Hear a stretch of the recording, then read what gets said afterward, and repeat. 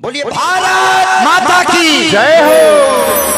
ध्यान से सुनिएगा कि कटप्पा ने बाहुबली को क्यों मारा, जानने लायक जो बात है। सभी क्षेत्र के आपके आदरणीय महनीय लोगों की गरिमामय उपस्थिति में ये बात मैं बोल रहा हूं कि कटप्पा ने बाहुबली को क्यों मारा, ये जानने के लिए भारत की जनता कई महीनों इंतजार की, हजारों करोड़ रुपए खर्च हुए और अंत में आखिर में हमने जान ही लिया कि कटप्पा ने बाहुबली को क्यों मारा। माइक में डिले कम कर दीजिए, सादा करिए। अब मैं आपको एक देके जा रहा हूं चैलेंज कि अगले साल जब यहाँ मंदिर बन जाए और मैं आऊं तो आप ये जानिए, अगर आप इस देश का भला करना चाहते हैं, इस समाज का भला करना चाहते हैं, अपने परिवार का भला, कुल का, खानदान का भला करना चाहते हैं, तो आप ये जानने का प्रयास करिए कि गोडसे ने गांधी को क्यों मारा। आप ये जानने का प्रयास करिए लाल बहादुर शास्त्री की हत्या कैसे हुई। आप ये जानने का प्रयास करिए कि उत्तर प्रदेश में वो कौन लोग थे, वो किसकी सरकार थी उत्तर प्रदेश में, जिन्होंने ये कहा था कि गा से गणेश बच्चों को पढ़ाया जाता था टेक्स्ट बुक में, गा से गणेश। उनका ये बयान था कि गणेश तो हिंदुओं के देवी देवता हैं, ये सांप्रदायिक हैं, इनको हटाओ, सिलेबस से हटाओ, गा से गधा और गा से गमला पढ़ाओ।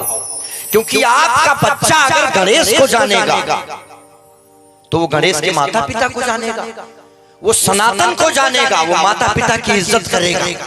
ये सनातन धर्म है कि गा से गणेश पढ़ाया जाता था लेकिन गा से गधा पढ़ाया जाने लगा और हमारे कान पे जूं तक नहीं रहेंगी। ये वही भारत है। एक चीज और आप जानने का प्रयास करिए, मैं आपको बता रहा हूं, थोड़ा सा आपके पास मोबाइल है, मोबाइल में ये टाइप कीजिए कि भारत का वो कौन सा मुस्लिम गृह मंत्री था और भारत में वो किसकी सरकार थी जिसके सानिध्य में, जिसके संरक्षण में 5 लाख हिंदू, 5 लाख से भी ज्यादा हिंदू कश्मीर से भगाए गए और वहां की मस्जिदों में ये बोला जा रहा था, इसी अभी बहुत दिन की बात नहीं है ये, आप गूगल सर्च कीजिए वो कौन गृह मंत्री, पहला गृह मंत्री भारत का बना था मुस्लिम, अपनी बेटी को अपने भाई के घर पे भेज दिया और भारत से कितने आतंकवादी छोड़ दिए गए, 5 लाख कश्मीरी हिंदू कश्मीर से भगाए गए। वहां की मस्जिदों में ये बोला जा रहा था कि इन हिंदुओं को कश्मीर से खदेड़ो और इनकी बहु बेटियों को बंदी बना के यहाँ रख लो। इसी भारत की कहानी है, ये जानने का प्रयास करो वो कौन लोग थे जिनके कान पे जूं तक नहीं रहेंगी। क्योंकि आप बोलते नहीं, आप तो अहिंसक हैं, आप गांधी को मानते हैं, कोई एक गाल पे मारे तो दूसरा गाल भी दे दो। ये जानने का प्रयास करो। एक चीज और, आपकी कैमरा घुमाइए, लोग बैठे हैं देखें, अपनी एक और चीज जानने का प्रयास करो कि भारत में सबसे ज्यादा जमीन रेलवे के पास है। किसके पास? रेलवे के पास। दूसरे नंबर पे भारत की डिफेंस के पास है। आपको ये जान के हैरानी होगी कि तीसरे नंबर पे जो सबसे ज्यादा जमीन है वो किसके पास है, जानते हैं आप? मुस्लिम वक्फ बोर्ड के पास है। ये किन लोगों ने होने दिया, ये किसके सानिध्य में होने दिया और किसके दम पे भारत का एक आदमी, एक सांसद हैदराबाद का, उसका भाई कहता है कि 15 मिनट के लिए पुलिस हटाओ। भारत की मेजॉरिटी को चैलेंज करने की हिम्मत उसको कौन दे रहा है?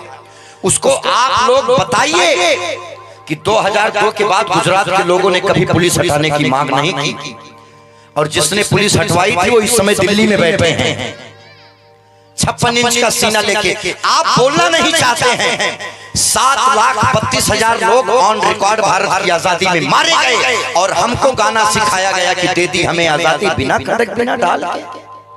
ये इस देश का दुर्भाग्य है, इसीलिए ये हम जानने का प्रयास नहीं करते। और सभी मैं भारत के लोगों से कि अगर आप अपने देवी देवताओं को मानते हैं और सही में मानते हैं तो अपने घर पे शास्त्र और शस्त्र दोनों रख लीजिए। क्योंकि हमने तो मुख्यमंत्री भी ऐसा चुना है कि जो जिस भाषा में समझेगा उसको उस भाषा में समझाने का सामर्थ्य रखते हैं।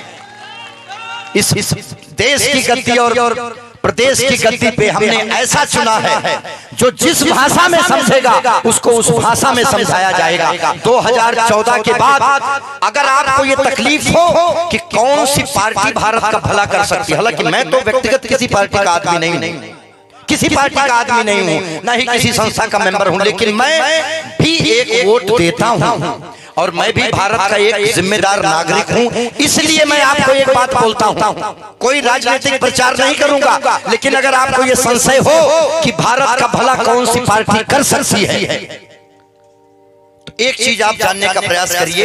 एक चीज सिर्फ किसी वजह से मैं आपसे सवाल करता हूं, 2014 के बाद ऐसी अचानक कौन सी क्रांति आ गई?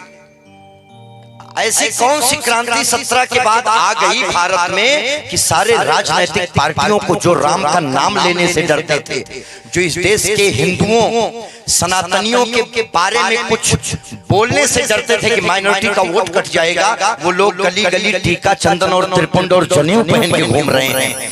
जो राम का नाम लेने से डरते थे, भगवा पगड़ी पहन के भाषण देते हुए नजर आए हैं। ये किसकी वजह से हुआ है? ये केवल 56 इंच के सीने का दम है। ध्यान रखिएगा, अगर आपको ये कहीं भी संदेह हो कि भारत किन हाथों में सुरक्षित है, बटन कहां की दबानी है, खाली एक चीज ध्यान में रखिएगा, आप सही जगह बटन दबाएंगे। एक चीज सोच लीजिएगा कि भारत का झंडा चांद पे चाहिए या भारत के झंडे पे चांद चाहिए। गूगल कर लीजिए, 29 राज्यों में भारत में 9 राज्यों में हिंदू अल्पसंख्यक हैं। 9 राज्यों में 20 राज्य हैं। खुदा न खास्ता, क्या ये जुमला मिला है, खुदा न खास्ता। यही तो इस देश का दुर्भाग्य है कि अगर वो कश्मीर वाली स्थिति या तालिबान अफगानिस्तान वाली स्थिति भारत में होती है, तो कौन है वो जो भारत को संभाल सकता है? मोहर आप सोच समझ के लगाइए। ये जो भारत को एक दुर्भाग्य ये है कि जिन लोगों को हमें चोर बताना था, सारी बात की एक बात आप सभी की गरिमा में उपस्थिति में, कि जिन लोगों को हमें चोर बताना था उनको तो हम महान बताए। अकबर महान था, बाबर महान था, औरंगजेब महान था, फलाने महान थे, तुगलक महान थे, गौरी महान थे, खिलजी महान थे। ये सब चोर थे जो भारत को लूटने आए थे। ध्यान रखिएगा मेरी बात, जो भारत को लूटने आए। आपके घर में कोई चोर लुटेरा घुसे, अचानक उसको ये एहसास हो कि यार कितना लूटेंगे हम, ये तो पूरा घर ही पूरा देश ही सोने का है, तो यहाँ बैठ गए। और कोई मुगल इस देश में नहीं राज किए। भारत देश केवल दिल्ली का इतिहास थोड़ी है। आप छत्रपति शिवाजी महाराज को भूल गए, घुसने नहीं दिया महाराजा छत्रसाल ने। तो ये चोरों को इस देश में जो महान बताया गया, ये बात आपको भूलना पड़ेगा। ध्यान रखिए, ये देश देखिए, महाराणा प्रताप, छत्रसाल, शिवाजी महाराज, लक्ष्मीबाई, गुरु गोविंद सिंह, भगत सिंह, चंद्रशेखर आजाद, खुदीराम बोस, ये भारत की वो भूमि है। ये सिर्फ गांधी का देश नहीं है कि कोई एक गाल पे मारे तो दूसरा भी दे दो ना, ये भगत सिंह का भी देश है। कोई एक गाल पे मारे, पहले तो मार के गलत कर रहा है। मैं भजन गायक हूँ, ठीक है, भजन गायक ठीक है, गाओ भजन, लेकिन मैं क्षमा चाहता हूँ, भगवान के नाम पे केवल मैं नाचने, गाने और ताली बजाने के लिए नहीं पैदा हुआ हूँ। मेरी बात आप समझिए, यही केवल भगवान के नाम पे हम शस्त्र उठाना भूल गए। हम भूल जाते हैं 1026 में जब पहली बार इस देश के सोमनाथ मंदिर पे गजनवी ने आक्रमण किया था, तो 1200 केवल वहां पूजा कराने वाले ब्राह्मण थे, 50,000 से ज्यादा लोग थे, लेकिन सब ओम नमः शिवाय जप रहे थे और वो मंदिर लूट के चला गया। दुर्भाग्य इस देश का है कि हम हथियार नहीं उठाते। मैं ये नहीं कह रहा हूं कि आप मार काट करिए, आप एक काम करिए, हाथ जोड़ के निवेदन है, आपके पास मोबाइल है सबके पास, कम से कम अपने देवी देवताओं की फोटो पोस्ट करिए उनके नाम से। इतना नहीं कर सकते तो कम से कम कोई कर रहा है तो नीचे कमेंट करिए। अगर इतना भी नहीं कर सकते तो 2022 का चुनाव आपके सर पे है, चुपचाप जाके उस जगह बटन दबा दो और घर पे बैठ जाओ। जो जिस भाषा में समझेगा उसको उस भाषा में वो समझा देंगे। मैंने किसी पार्टी का नाम लिया, एक और दिमाग में आपके डाला गया जो बात मैं बोलने वाला हूं। एक फर्जी आंदोलन चलाया गया जिसको नाम दिया गया किसान आंदोलन। ध्यान रखिए, आप अपने दिमाग से थोड़ा सोचिए कि क्या ये फर्जी आंदोलन 370 से बड़ा मुद्दा है? कोई बताए। 300 राम मंदिर से बड़ा मुद्दा है या 3 तलाक से बड़ा मुद्दा है? नहीं। अगर केंद्र चाहे, सरकार चाहे तो कितनी देर में ये खत्म हो जाता। लेकिन आप जानते हैं कि भारत के प्रधानमंत्री जी क्यों कोई कठोर कदम केंद्र या क्यों कोई कठोर कदम बाबा जी नहीं उठाए? इसका कारण क्या हो सकता है? क्यों बाबा जी चुप हैं इस आंदोलन पे? क्यों केंद्र इस आंदोलन पे चुप है?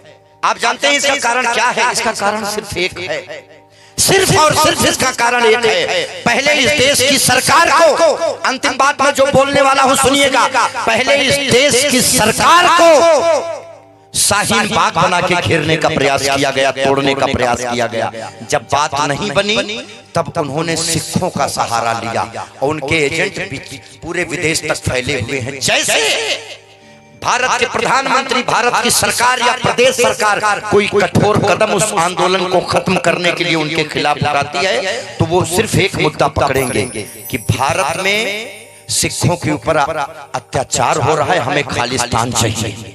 तुरंत सारा वो मुद्दा खत्म हो जाएगा, सिर्फ खालिस्तान पे आके खत्म हो जाएगा। अंतिम बात यही है कि आप बिल्कुल चिंता मत करिए, भारत आजाद कैसे हुआ ये जानना इतना महत्वपूर्ण नहीं है जितना ये जानना महत्वपूर्ण है कि भारत गुलाम कैसे हो गया। कैसे गुलाम हुआ? गुलाम ऐसे हुआ कि ये ओबीसी है, ये पंडित है, वो क्षत्रिय है, ये फला है, ये ढमाका, यही जाति भेद। याद रखना, ना कोई हरिजन, ना कोई बनिया और ना ठाकुर ना पंडित हो, हिंदू बनकर एक रहो, सब आपस में ना खंडित हो। ना कोई हरिजन, ना कोई बनिया, ना ठाकुर ना पंडित हो, हिंदू बनकर एक रहो, सब आपस में ना खंडित हो।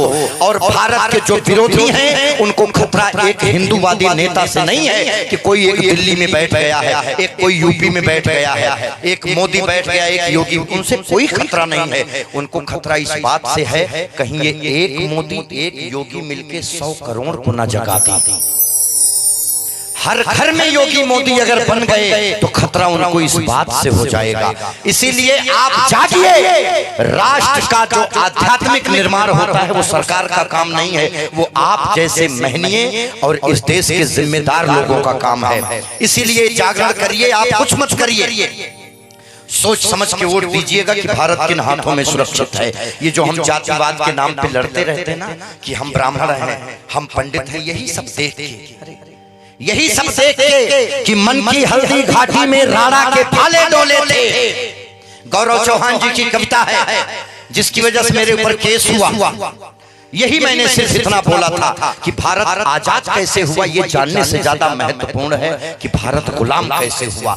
जो हम जाति के नाम पे लड़ते हैं कि मन की हल्दी घाटी में राणा के भाले डोले थे, यूं लगता है वीर शिवाजी चीख चीख कर बोले थे। पुरखों का बलिदान घास की रोटी भी शर्मिंदा है, कट गई जंग में राणा की बोटी बोटी शर्मिंदा है। खुद अपनी पहचान मिटा दी कायर भूखे पेटों ने, जो टोपी जालीदार पहन ली हिंदू माँ के बेटों ने। सिर पर लानत वाली चीख से खुला ठिकाना अच्छा था, टोपी गोल पहनने से तो मर जाना ही अच्छा था। और मथुरा टोपी गोल पहनने से मर जाना ही अच्छा था। मथुरा अवधपुरी घायल है, काशी घिर गई कराहों से, यदकुल गठबंधन कर बैठा कातिल नादिर शाहों से। मुंह से आह तलकना निकली धर्म ध्वजा के फटने से, कब तुमने आंसू छलकाए गौ माता के कटने से। और सनातन के लोगों, तुम भी सनातनी मैं भी सनातनी, तो फिर आपस में कैसी तनातनी, कौन सी तनातनी कि जागे नहीं अगर हम आज तो ये प्रश्न पीढ़ियां पूछेंगी। गन पकड़े हिंदू के बेटे और बुर्के से लदी बेटियां पूछेंगी। याद रखना, अगर वो कश्मीर का इतिहास फिर से दोहराया गया तो कहां भागोगे? 20 राज्य ही हैं, आपके पास केवल 20 राज्य हैं। ध्यान रखिएगा कि जागे नहीं अगर आज हम तो ये प्रश्न पीढ़ियां पूछेंगी। गन पकड़े हिंदू के बेटे बुर्के से लदी बेटियां पूछेंगी, बोलेगी हे यार पुत्र इतना उद्धार किया होता, खतना करवाने से अच्छा हमको मार दिया होता। इस देश के सभी सनातनियों की तरफ से ये बात कि सोते रहो सनातन वालों, तुम सत्ता की गोदी में, पर सांस आखिरी तक भगवा की रक्षा हेतु लड़ूंगा मैं, शीश कलम करवा दूंगा पर कलमा नहीं पढ़ पाऊंगा मैं। ये देश छत्रपति शिवाजी महाराज का देश है। ये देश किसी चोर, लुटेरा, अकबर, बाबर, हुमायूं, फलाने धमाके का देश नहीं है। ये सब केवल ग्लोरीफाइड डकैत इस देश को जो लूटने आए। इसीलिए अपने बच्चों को सही जानकारी आप दीजिए, और देशभक्ति अगर आपको इस देश के लिए कुछ भी करना चाहते हैं, जितने जिम्मेदार बैठे हैं आज मेरे सामने सुनिए, या आपके पास दो ही रास्ते हैं कि अपनी आने वाली पीढ़ियों के लिए या तो आप चेतावनी बन जाइएगा या मिसाल बन जाइएगा। फैसला आपके हाथ में है। बोलिए भारत।